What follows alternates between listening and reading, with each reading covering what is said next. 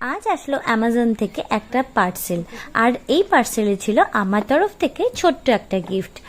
আর কি গিফট এবং কার জন্য গিফট সেটা জানতে হলে কিন্তু পুরো ভিডিওটা অবশ্যই দেখতে হবে। আজ থেকে শুরু হলো ভাদ্র মাস, কিন্তু আমার কাছে ভক্তিতে ভাদ্র শ্রাবণ মাস আলাদা নয়। প্রতিটা দিনই ভোলে বাবার প্রতি ভক্তি সমান। আর হ্যাঁ, আমার সাথে রোজ মন্দিরে পুজো দিতে আসে আমাদের ছোট্ট তিতলি। পুজো সেরে নিচে এসে দেখি মা লাঞ্চে ফ্রাইড রাইস, আলুর দম, ছোলার ডাল বানিয়েছে, তাই ঝটপট লাঞ্চটা সেরে নিলাম। এবার চলে আসি আমি পার্সেলে। আজকের পার্সেলটা সেই মানুষটার জন্য যে আমাকে প্রতিদিনই স্পেশাল ফিল করাতে একটুও কমতি রাখে না। তার এই ব্যস্ততার মাঝেও আমার এই ছোট্ট উপহারটা হয়তো তাকে অনেকটা মোটিভেট করবে। আমার মনে হয় উপহার দেওয়ার জন্য কোনো নির্দিষ্ট দিনের দরকার হয় না, মন চাইলে প্রতিটা দিনকেই স্পেশাল করে তোলা যায়, তাই না?